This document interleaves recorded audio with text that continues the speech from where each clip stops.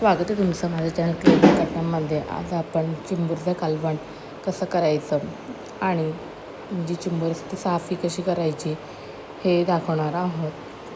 त्या मार्केटमधून चिंबोऱ्या आणलेल्या त्या आधी एकदा वॉश करून घेतल्या. त्याच्यानंतर त्याचे जे कांगडे बोलतो आम्ही किंवा तुम्ही नांगेही बोलू शकता ते काढून घ्यायचे. आणि याच्या नांग्यानेच ते आपल्याला चावत असतात. हा जो मधला पाहिजे तो काढून घ्यायचा. ही जी माझ्या हातात चिंबोरी आहे ती मेल चिंबोरी आहे.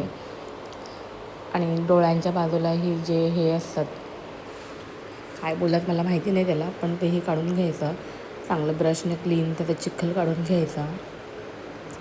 ही जी चिंबोरी आहे ही फिमेल आहे. या मधल्या पायाच्यावरून आपल्याला कळते की फिमेल का मेल आहे. ज्या फिमेल चिंबोरी असतात त्या शक्यतो भरलेले असतात. अशा प्रकारे सगळं चिखल काढून घ्यायचं आहे. त्यानंतर त्या बाजूच्या नांग्या त्याही तोडून घ्यायचे आणि आता ह्या कट करून घेणार आहोत. बघू शकता ही चिंबोरी भरलेली नाही आहे.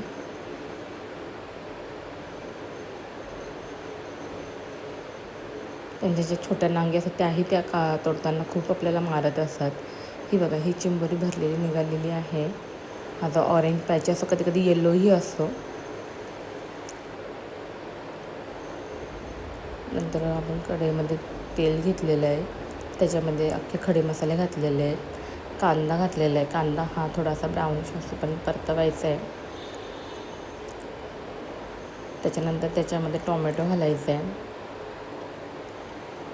हळद, हा कोळी मसाला आहे.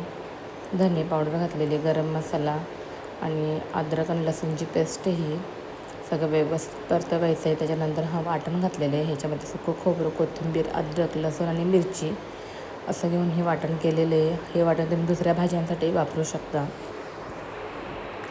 सगळं व्यवस्थित परतवायचं आहे. त्याच्यानंतर त्याच्यामध्ये आपण हे नांग्या घालणार आहोत, चिंबोरी घालणार आहोत. थोडंसं वाफवायचं आहे आणि ह्या ज्या छोट्या नांग्या आहेत ह्या आपण मिक्सरला ग्राइंड करून घेणार आहोत आणि त्याचंच पाणी आपण हे वापरलेलं आहे इकडे ते गाळून घ्यायचे आपल्याला चाळणीच्या साहाय्याने. 10-1 मिनटं शिजवल्यानंतर रेडी आपली चिंबोरीचं कालवण. त्याच्यामध्ये मीठ घातलेलं आहे आणि कोथिंबीर वरून घातलेली आहे. माझ्या चॅनलला नवीन असाल तर प्लीज फॉलो, शेअर, सबस्क्राईब करायला विसरू नका आणि लाईक करायलाही विसरू नका. माझ्या व्हिडिओला बेल आयकॉन दाबा जेणेकरून तुम्हाला माझ्या अशाच नवनवीन व्हिडिओ पाहायला मिळतील. धन्यवाद.